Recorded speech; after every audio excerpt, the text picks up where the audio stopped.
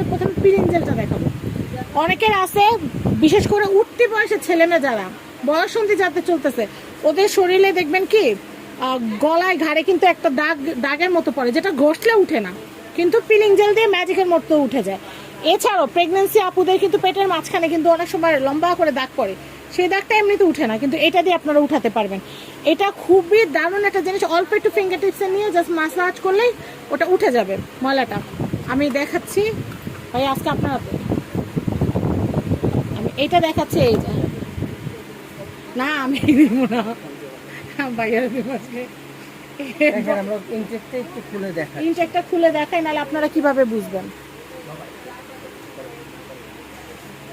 আমি একটু দেখাচ্ছি পিলিং জেল। এই যে এটা দারুণ একটা জিনিস, এটা ম্যাজিক একটা জিনিস রে ভাই। এখন দেখবো ভাইয়া গোসল করছে কিনা। ভাই আমি 7 দিন ধরে গোসল করি না। দেখবেন ভাইয়া গোসল করছে কিনা। এই যে এখন ময়লা উঠবে, ময়লা। এই যে এই ময়লাটুকু ভাইয়ার স্কিনের একদম ভিতরে জমা ছিল, ময়লা যদি না থাকতো এটা জীবন উঠতো না, আরেকবার দেন হবে না, ময়লা হবে না। এই যে এগুলো হচ্ছে ভিতরের ময়লা। 7 দিন ধরে গোসল করি না তো এই কারণে। ইয়াল্লা না, ভাইয়া নামাজ পড়ে, ভাইয়া নামাজ পড়ে। এটা হচ্ছে ডিপ ময়লাটা, একদম লোমকূপের ভিতরে যেটা থাকে। এখন এটা মুছার পরে যদি আরেকবার দেন হবে না কিন্তু, কারণ কি ময়লা তো নাই। তো অনেকে মনে করে কি এটা দৌড়লেই মনে হয় রাবারের মতো ময়লা হয়, আসলে কিন্তু না, আসলে কিন্তু না। এটা হচ্ছে যেখানে ময়লা আছে শুধু সেখান থেকে উঠে, এমনিতে কিন্তু আপনি পরিষ্কার জায়গায় ঘষলে কিন্তু লাভ হবে না।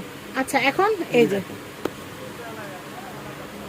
এটা আসলে আভ্যন্তরীণ একটা পরিষ্কার। আচ্ছা আমি এটা দেখাচ্ছি, এটা প্রাইসটা বলে দিই ভাইয়া। এটা হচ্ছে আপনার 600 টাকা। 600 টাকা, এটা হচ্ছে 600 টাকা। 600 টাকা বাজার থাকলে এটা কেনা যাবে।